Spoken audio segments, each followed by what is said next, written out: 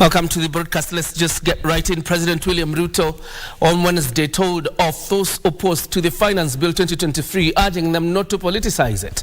Speaking at the 20th prayer breakfast meeting in Nairobi, Ruto called for objective criticism devoid of selfish political interests.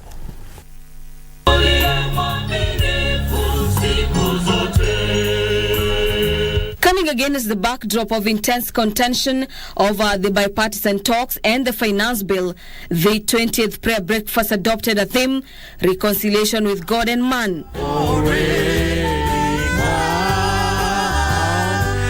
Addressing the over 2,500 guests, the chief guest, President William Ruto, used the occasion to address the controversy dodging the finance bill. Our commitment is under test. Only bold decisions will enable us to make the best of this opportunity to unlock the possibilities of the Kenya we all want for ourselves and for our children.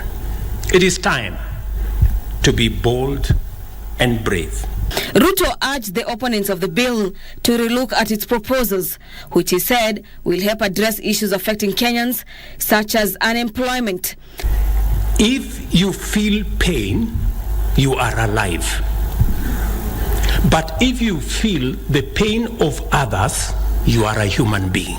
We know, we witness every day millions of our young people confronting us in our markets, in villages, in our streets.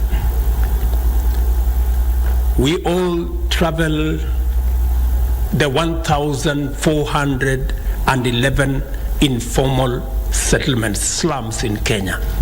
We see those people.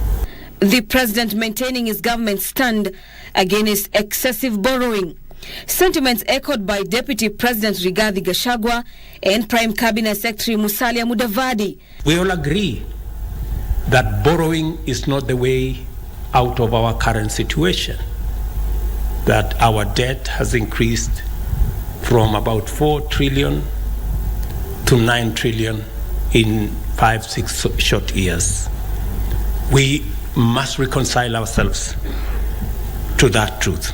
When the President of Kenya says we need to make a contribution to provide shelter to those that do not have it, are we vultures?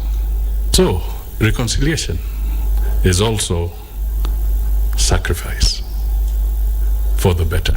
We want to plead and persuade all leaders also to reconcile with the truth and the reality. Because even as we reconcile with God and men, we also need to reconcile with the truth. Besides the introduction of a 3% housing levy for every employed Kenyan, the bill also proposes that value-added tax on petroleum products be raised from 6 to 16%, a measure that is expected to have a profound ripple effect on the prices of other goods and services. With the finance bill set to enter the second stage and subsequently the third stage ahead of the budget reading next week, the ball on whether to pass the bill or reject it in totality lies with members of parliament after President William Ruto urged them to give the contentious bill a nod. For Prime Edition, I'm Gladys Mungai.